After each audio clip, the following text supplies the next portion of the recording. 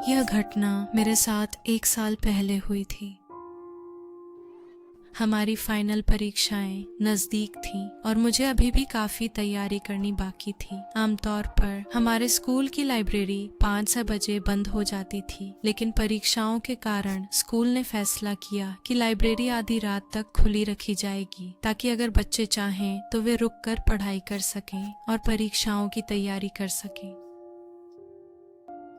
मेरा घर स्कूल से दूर नहीं था, इसलिए घर पर पढ़ने के बजाय मैं शांत और सुकून भरी लाइब्रेरी में पढ़ना पसंद करता था और ज़्यादातर वहीं परीक्षाओं की तैयारी करता था। उस दिन मैं 6 बजे घर से निकला और जल्द ही परीक्षाओं की तैयारी के लिए लाइब्रेरी पहुंच गया।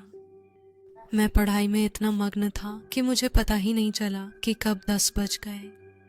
मैं लाइब्रेरी में इतनी देर तक कभी नहीं रुका था। आमतौर पर मैं रात के 8 बजे तक घर के लिए निकल जाता था। 8 बजे भी लाइब्रेरी में कम से कम कुछ छात्र तो होते ही थे, लेकिन 10 बजे वहाँ पूरी तरह सन्नाटा था। मेरा बस 10 से 15 मिनट का काम बाकी था, इसलिए मैंने सोचा मैं इसे जल्दी से खत्म कर लूँगा और फिर घर लौट जाऊँगा।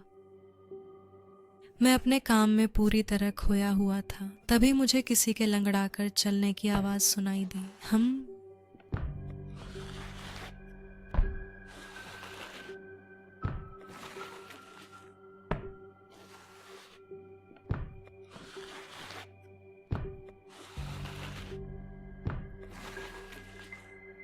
मैंने जल्दी से अपनी किताबें उठाईं और लाइब्रेरी से बाहर भाग गया। हमारे स्कूल की लाइब्रेरी के बाहर एक बहुत लंबा गलियारा है। उस गलियारे के आखिर में दाईं ओर मुड़ने पर स्कूल से बाहर निकलने का दरवाजा है। मैं गलियारे से होकर गुजरा और तेजी से दरवाजे के करीब पहुंच ही रहा था कि तभी मैंने देखा कि गलियारे के अंत में एक महिला खड़ी थी।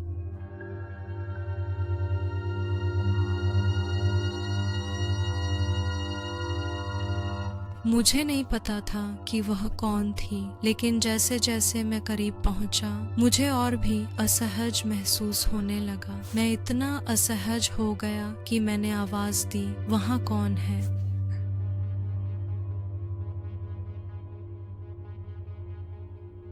जैसे ही मैंने यह कहा, वह कुछ ही सेकंड में चली गई। मैंने राहत की सांस ली और सामने के दरवाजे से बाहर निकल गया। थकान और भूख के कारण मैं ठीक से चल भी नहीं पा रहा था, लेकिन मैंने गौर किया कि सड़क अजीब तरह से पूरी तरह खाली थी, जो बहुत ही अजीब था क्योंकि यह सड़क आमतौर पर बहुत व्यस्त रहती है। रात में भी आप सड़क पर लोगों को चलते हुए देख सकते हैं। घबराहट और डर के कारण मैं चलते समय जमीन की ओर देखता रहा। मैं घर के करीब ही था कि तभी अचानक मैंने जमीन पर एक परछाई देखी जो मेरी तरफ बढ़ रही थी। भले ही मेरे आसपास कोई नहीं था,